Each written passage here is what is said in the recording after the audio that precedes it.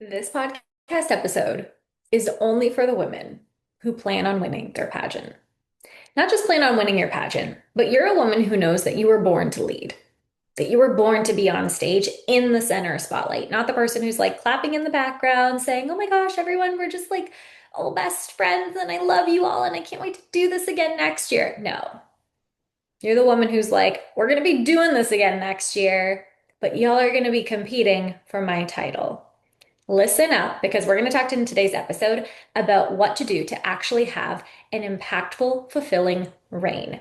A reign that is filled with 12 months of enjoyment, excitement, opportunity building, and legacy creation. Now, if you are so lucky to have one of these reigns, and I will say, I've done this 6 times. So it takes some work to really understand. And the reason why I'm making this episode today is because it's not uncommon that I'll talk to first-time title holders and they will say things to me like, "I don't really know where the opportunities are. How do I do more? I want to do more, but what does that look like?" And it's because you're stepping into a new role and a new identity. And there has to be, there's a lag in the universe and the world and community around you presenting you with the opportunities. Just because you won the crown doesn't mean you're always going to be flooded with opportunities right after. And most of the time, it's up to the woman herself to create those opportunities. And most of you are focused on competing for the crown and not for the actual reign. And that's not your fault. But then it takes, 3 to 6 months of like getting your footing, building your community, getting your name out there, people realizing like what you do and to invite you and getting your contact and information like that. So a lot of women will say by the time like 9 months comes in, and now they're already preparing to pass on their title, they're like, "Where did my year go?" And if you're like me, you don't like to waste time. You're here because you're born to lead, and you're not just here to win a crown that sits on your shelf. You're here to make a massive movement and influence and name for yourself that people remember years after you pass on the title. And good thing is, whether you're a title holder listening to this, or you are a delegate who's competing, whether it's this year or next year, or maybe you don't even have your next pageant signed up for, it doesn't matter. You can listen to this episode and apply these things because planning for the reign you want to have doesn't start when you get crowned. It starts now. I think of it like this. Would you trust a pilot that didn't know where they were going? No, right? You'd be like, "Sir, can somebody or ma'am get them a map?" So the same thing goes with being a title holder. And there are specific things that I have done in my own journey and that I specifically train and teach my clients to do to not only help you see the year more clearly, but to help you plan for the success and impact that you want to have. But overall, it also helps you become so much more confident when you compete. Because now you're not just competing with like a vague or really unknown idea of what the year would look like. You're showing up as a woman with a plan who knows exactly how the title will fit in and work with your life. And that's something a lot of women aren't doing. So this is an incredible tool, an incredible resource. I do have a program on my website. It's called Leave Your Legacy that you can purchase, where I actually walk you through all of the steps of creating your legacy plan. But I'm going to be adding in some newer things in today's episode for all of you that I know will be really exciting and really fun for you. So let's dive into it. So planning for your reign. First of all, the very first thing that we need to start with, and obviously it depends on the system you're competing for. If you're competing for like Miss America, Miss USA, Miss Universe, like these systems that will fundamentally change your life and change your career schedule, path, trajectory, those are much different. Your reign is kind of set for you. Okay. I understand that. Once you hit like the big Grand Slam international pageants, this applies a little bit less because you're now a brand ambassador and literally an employee of the organization. Most of you here are not in that circumstance, so this will apply to you. And even those women, just because you work for someone doesn't mean you can't set your own expectations for success and impact. So the first thing that you need to realize, and I want you to write this down, or if you're driving out loud, or if you're driving, say it out loud. My reign, my responsibility. My reign, my responsibility. Nobody else is responsible for you having the reign you want to have. Not your director, not the judges, not your family, not your community, not your sister queens, you. My reign, my responsibility. So if at any point in time, maybe you're a title holder right now, you feel like you're not making the most of the reign or you're not getting the opportunities you want or you didn't do as much, it's your fault. It's your fault and it's your responsibility. And it doesn't mean it's your fault like you're not doing enough. It's your fault in the sense that you didn't set the expectations for the reign you wanted to have. And this alone, I've seen and talked with so many title holders over the years, causes not only burnout, like literal burnout. And I remember it happened to me during my very first title, but luckily I caught it and I was able to change the way that I was competing and reigning with it, that it changed the other five titles that I had. It causes burnout, but not just that, it causes a really big lack in fulfillment with the title. It often causes a lot of imposter syndrome and comparison with yourself with what you thought the title and reign would look like versus what it actually is. And when that happens, I often see women getting to the end of their reign and saying things like, "Oh, I can't wait to be done. I'm never doing this again. That was so much work. Like I hated it. It's not that fun. It wasn't what I expected." But it's not because it wasn't what you expected. It's because you failed to set the expectations in the first place. My reign, my responsibility. Nobody else can put their expectations of what they think your reign should look like. Let me tell you something right now, ladies. Depending on when you're listening to this, I have a title right now. I'm the current Miss Via Italia, the very first pageant I ever competed for. I went back 9 years later and won it. This year has not gone the way that I expected. And I've had to cancel more pageant related events in the last 10, 11 months than ever before.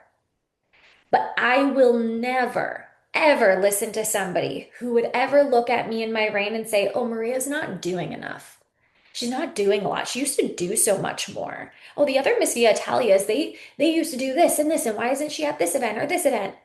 I would never let anybody project their own expectations of what they think I should be doing. Why? Because they don't know what's going on in my life. And because it's my reign, my responsibility, not their reign, their expectations, my obligation. That's not the saying. My reign, my responsibilities. And so this is where it actually starts with, y'all know the day your pageant is going to happen for the most part. Or if you don't know, plan it for starting a month from now. You have to look at, what does your personal life look like? Because we're not here to fit into the mold of the title. We're here to help the title elevate you. And therefore, we've got to know what your personal life is looking like. And sometimes unexpected things come up, right? For me, I didn't expect any of the things to come up that did this year, but they did. But you want to make sure that you're not changing your life and your reality for a title. You want to make sure that the title is a great fit for you and where you're at and what you'll do with it. That's the number one thing to look at. If anybody here is changing or warping who you are and the things that you're doing, and you're not actually planning for your own personal life first, you're going to lose yourself in the title. And then when the title comes off, you're not going to know who you are. That's the first thing. Queen is a queen first, not with the crown. So you've got to be able to look at and know. And the way that I have my clients do this is like you actually make it over 12 months. You literally plan out like a 12-month pageant title reign vision board about this. And we actually plot out like, okay, what is coming up in the next year for your personal life? What do you need to do to take care of yourself? What do you need to do to feel like you as a human are enjoying your life without the title, even if you couldn't do anything without the title? And that's where over this last year, I don't feel like I've disappointed or failed myself or I didn't make the most of it because I'm setting myself up for personal fulfillment in my personal life first. And success and happiness and fulfillment with the reign doesn't just come from the title. It's something that I do every day myself. Hopefully you're picking up what I'm laying down. The next piece of this is setting the expectation for the impact that you want to make. I want you to think of this in two ways. What is the impact you can make? And what is the impact you want to make? These are not the same thing. Can is what I call capacity. What can you do capacity wise is much different than what you want to do. You might want to go to an event 7 days a week. Capacity wise, you might not be able to because you have work, you have other obligations, you have school, life, friends, all of these other things. Maybe in your area, there isn't an event 7 days a week. So you have to be able to look at and manage both. How many events do you want to go to? What would you be able to do that would make a really big impact for you? Is it 4 events a month? Is it, 3 posts on social media every week? I want you to actually set the expectation for what an impactful reign, event-wise and impact-wise, would look like. And then also be able to look at, based on the first part, the personal life, what can you actually do?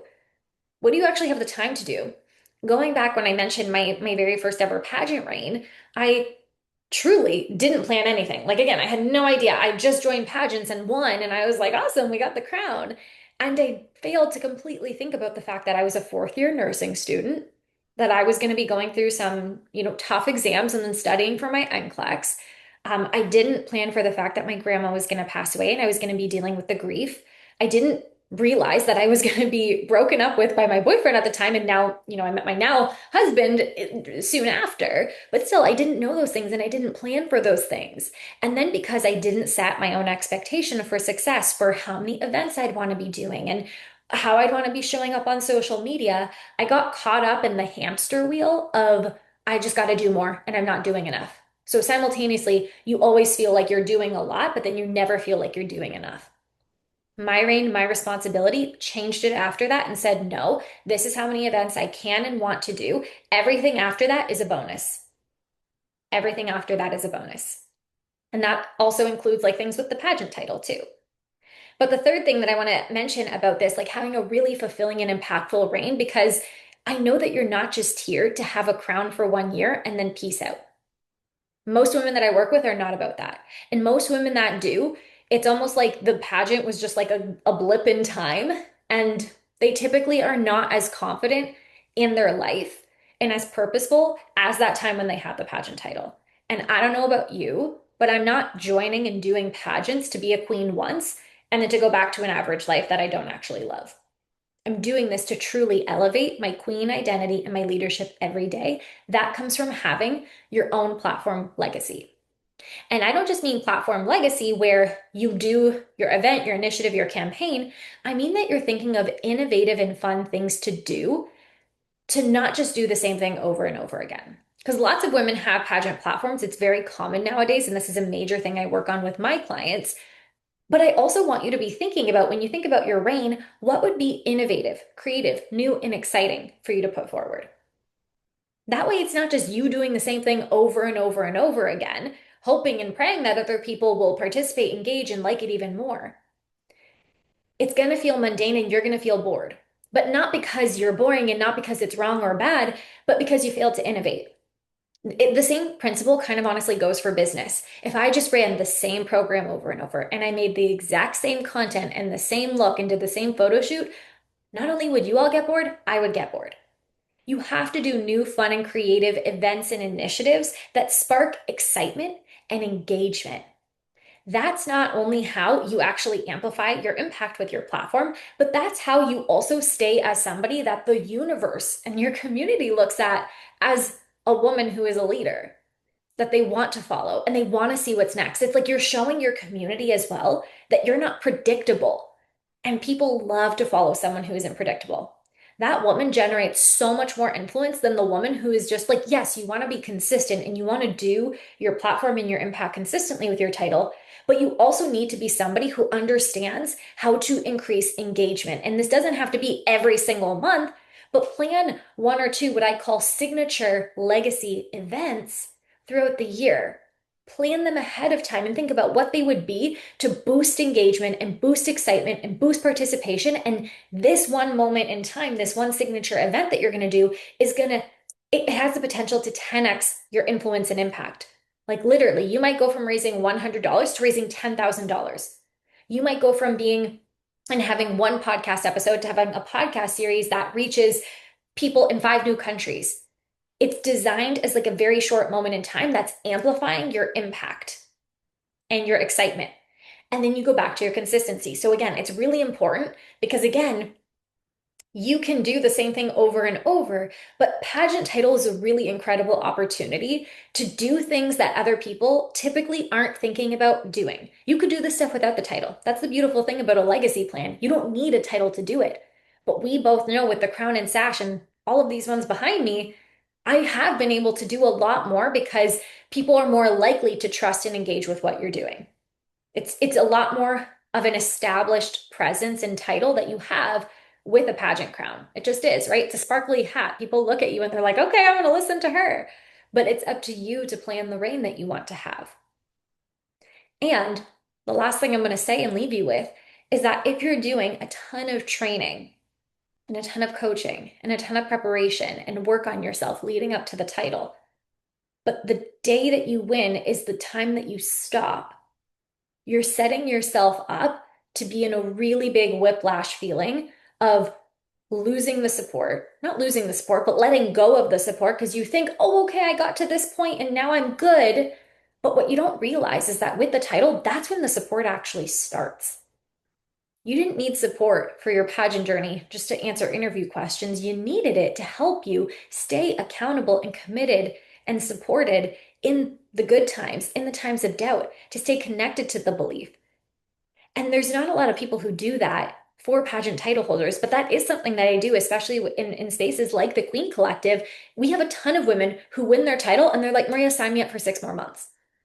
Why? Because not having support at that time is missing a huge opportunity, one, to continue maintaining your confidence. This is where a lot of women go into a, what's it called, like pageant hangover. I've never had a pageant hangover. Why? Because I wasn't just only preparing and doing everything just for the title. I'm integrating it as part of my lifestyle. That's what we do through mentorship together. So, one, we're missing an opportunity to continue working on your personal development and leadership because that's really when it starts, is when you have the title. Two, being able to set up and actually execute on your plan of action for the year in an even bigger and better way now that you have the title and just you're going to have more resources and connections. And then three, still being able to take on really incredible elite opportunities that you might not think of when it comes to sponsorships and social media and travels and things like that. We help curate those things based on the year that you want to have. And that sometimes you just don't think about on your own. Now you're in a space of other women and queens helping you do that, helping you further your year. I have a ton of women who stay with me in my spaces after they win because they don't want to do this alone. Because when you win the title, guess what? There's a whole new slew of things that you get to learn. There's a whole new identity shift that happens. And you can be the woman who loses herself in the title, which I don't say that to like scare anybody, but it happens. And if you took time to talk to title holders, you would be surprised at the experience that they're having. So, yeah, you could be this person who loses yourself in the title. Or you could be the person who rises above, sets her expectation for success, and not only sets what the year would look like, but sets up your legacy as a title holder of the system, as a woman who's not just going to do this once, but who's going to keep doing extraordinary things year after year that people want to keep following and want to keep supporting. Not because you're relevant or because you have to go and win more titles, but because you actually know how to maintain this as part of being a queen. Because when you join pageants, you didn't just join it to win one title. You didn't just join it to go in your local parade. You didn't just join it to feel really confident one time and then go back to working a desk job. You did this to be the queen of your life. And that is what I'm here to help you do. With that being said, gals, I want to hear from you. You can DM me, send me a DM at the Pageant Gal. I love hearing your messages and insights and what the biggest takeaways that you're applying from this episode and all other episodes too as well. But send me a message at the Pageant Gal, and I want to hear what the biggest insight for you was from this episode as well. I'm going to leave the links down below for Leave Your Legacy. If you want to take that program on its own, it's available on my website for purchase. Or if you want to apply for the Queen Collective and actually be in a space that truly takes who you are right now and transforms you into a stronger leader, competitor, and future title holder, this is the space to be. Not only do we have strategy trainings and weekly support in Telegram and Zoom, but it's also so much more about really painting the vision for the woman and leader you're here to be and helping you set yourself up to do that when it comes to your platform, when it comes to your pageant preparation, and when it comes to the brand and legacy you're building beyond the stage. These are all three things that we do and so much more in the Queen Collective space, and we would love to have you. It's the best group of women ever. That's why I've been running it for literally 4 years. And we've had women stay inside for 3 years because when you realize you get to be a queen year round and not just with a title, your life changes. It really does. And the opportunities around you change. So I'm going to leave the link for the Queen Collective, the Queen Collective and Leave Your Legacy down below. And I can't wait to hear from you and see your application and be able to welcome you in this incredible space because you are a woman. I'm going to say it again. You're born to lead. Even if you're not doing these things right now, I know that you feel deep down, you're like, this is just what I'm meant to do. I'm just meant to have people follow me. And you take this not as a pressure, but you take this as a really proud responsibility. It's like your life's duty. It's like your calling. to impact people, to be a queen, to be a leader, to not just win and have the crown be about you, but be so much more about what you're here to do with it for others, not just now, but for many years. You're a woman who's born to lead. Let's make sure that you do it in a really fun, exciting, and aligned way so you don't just make an impact and leave your legacy for 1 year. You do it for every year to come, and people continue to be elevated and inspired by your leadership. That is the Pageant Gal way. Thank you for listening to this episode of the Pageant Gal podcast, and I can't wait to see you in the next one.